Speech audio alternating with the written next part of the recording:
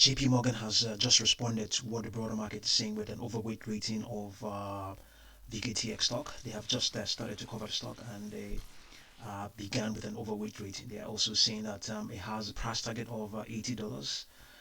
Not that the broader market doesn't know that already, even higher.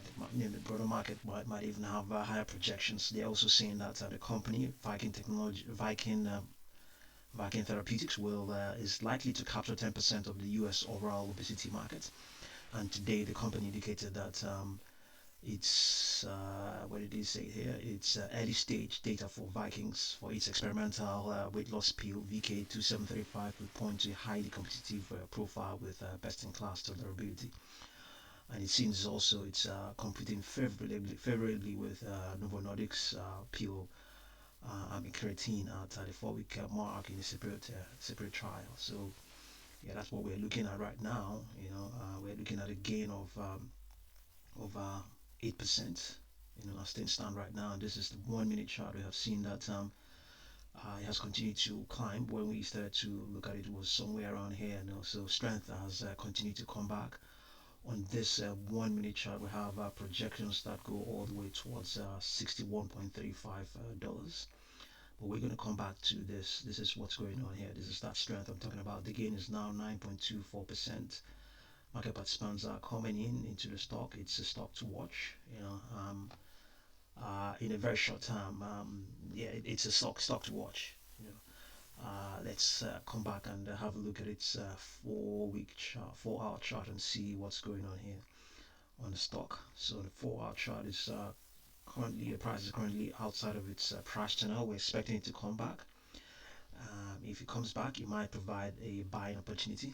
If we have to return to its trading view chart, we can see what's going on. We have a downward projection of $5.14, so 59.14. Even below that, we have 58.27. Further down, we have 57.74, 57.32, 56.92, 56.34. If it ever retraces down to such levels, then it will definitely provide a good entry point, as things stand now. But even at that, some market participants will tell you that it doesn't matter what is going on right now. It's a good buy. Some people will tell you that. Let's have a look. We have the most upper projection here of 61.35. Okay, we actually have an intraday high of $61 or thereabouts in this session. We had 61.07 printed a few minutes ago. So let's we're trying to find out what sort of projections we have here on the 5-minute. Let's see what's going to come up. The 5-minute chart, let's see what we have here. We have 60.63. Below that, we have 60.03. Okay, let's have a look at its 15-minute and see what we have. On the 15-minute chart, the most upper projection here is 61.06. I'm having a feeling that we're not going to see anything really ambitious until we get to the daily chart. Okay, let's see here. Okay, it's this trend alone, it has currently has seen that it has it's trading at a huge premium to all of its projections on the 30-minute chart. So yeah, okay, let's go further down. Let's look at the 45 minutes and see what we have on the 45 minutes. Okay, so that's also the case as well. The extrapolation is projecting highs of around 66.16 by Friday the 24th. Sorry, Friday the 13th. Okay, let's see what we can get here. Okay, let's go to 4-hour chart. Let's see what projections are saying. Okay, projection here is 63.15. Now the most ambitious we have seen. Okay, let's go down to the daily chart. We have been saving. Okay, let's see what's going to give us. Okay, nothing really fantastic. 84, yeah, 84.63. So the underlying trend on Viking is a bullish one. You know, the two on the longer term moving average of the 200-day moving average, which is to a great extent underscores the long-term trend, is strongly bullish, sloping bullishly upwards. We saw it spike by around over 50%, over 100% in one trading session. That was in late February of this year, and that was when it reached the highs of around 94.55, and has since, that volatility has since been contracted, and over, yeah, that's almost 7 months now. You know, maybe we're poised for another spike, but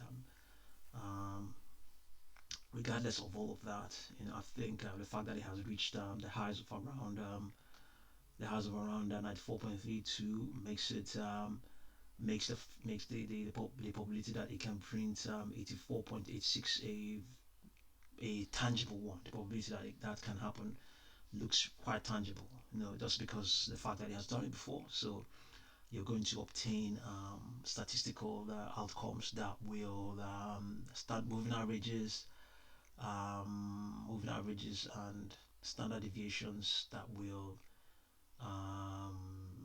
give you fits into that will fit into the computation well to give you something really encouraging.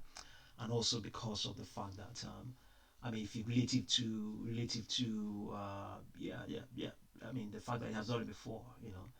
But if you are taking reference from where it is right now, um, okay, yeah, if you're taking a reference from where it is right now, let's see. There's a good chance you might obtain, yes, you know, there's a good chance you might obtain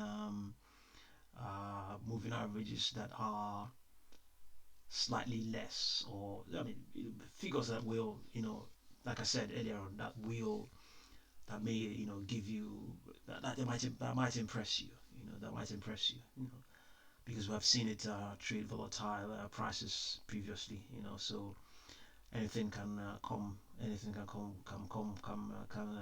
can might anything can really occur, anything can really occur, you know.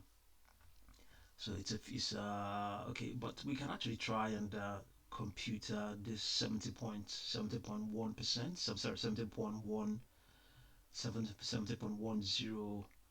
dollars. Try and compute the probability that we're going to obtain that. So if we take that value is the projection we have is 70. We have it as 70.1, 70.1, and we're taking it from where it is currently. So the 10-period moving average is 58.30. Standard deviation is 3.38, and then we slide all the way towards all the way towards this will be sometime in May, and we have 76.05. You can see we're really getting prices that are really high. This is its 10-period moving average 76.05, and standard deviation is 3.68, and then we slide all the way towards all the way towards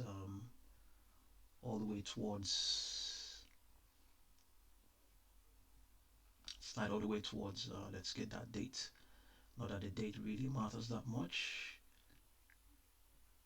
Let's see, we want to pinpoint it at 70.1, and we have 66.08 as a 10-day moving average. 66.08. Standard deviation is 1.87, and we go all the way back to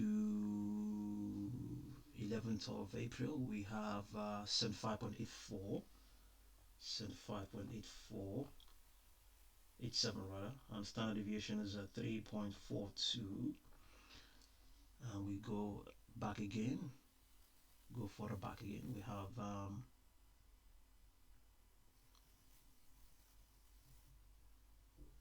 We have 67.55. Standard deviation is 4.03, and we might even use the figures, the moving averages of the volatile period. So we have 78.1. You can see what I mean. You know, it's we are because of the volatility of what happened then. So you can't say you can't. Yeah, indeed, you can decide to remove them to cut out the noise. But they're still part of the whole equation. It's something that happened. So you can't. If you want to remove them, good to fine tune things out. To get a picture that doesn't involve a volatile period. That will be a very very modest probability you're trying to obtain. So and look at that. The standard deviation then as of 13th of March is 9.62. 9.62. That gives you an idea.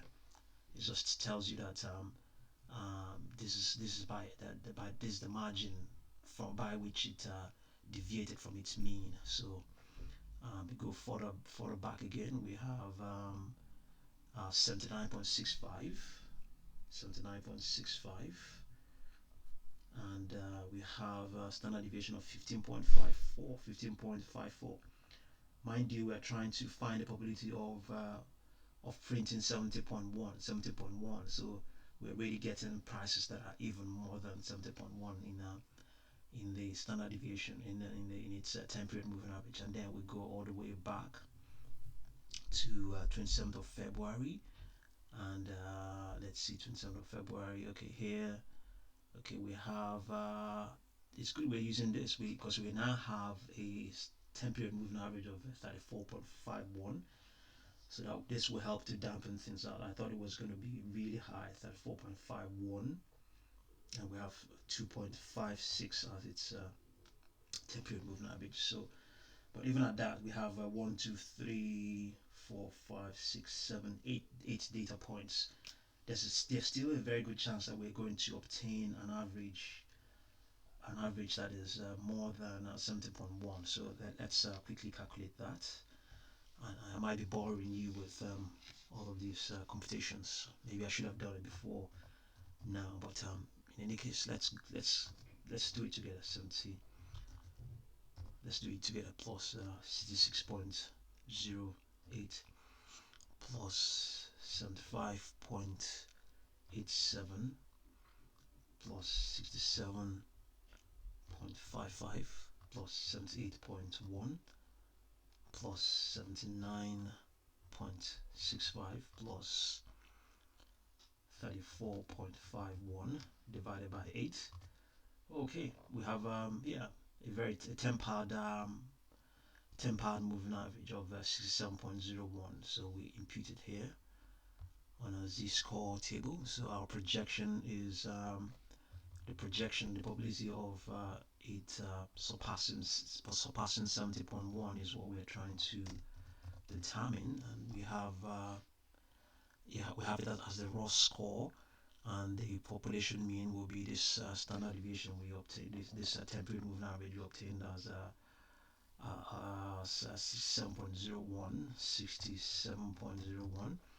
And now we're going to compute the standard deviations, and we have first one is a 3.38 plus 3.68 plus 1.87 plus 3.42 plus 4.03 plus 9.62 plus 15.54 plus 2.56 divided by 8. We have 5.152, 5.51. Is that what we got? 5.5125.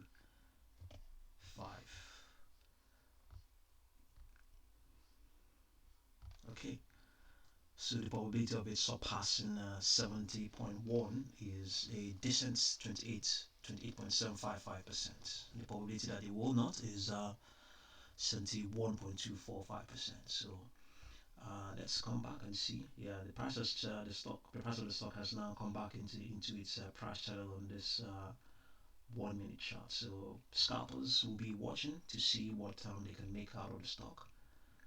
Yeah. Yeah. So see what you make of Viking stock. Viking stock. JPMorgan has chimed in with the broader market with an overweight rating and a price target of $80, and they are saying that they could corner the market, the U.S. oral overweight pill market by they could corner 10% of that market, by 2035. So see what you make of VKTX stock, and thank you very much for watching this video.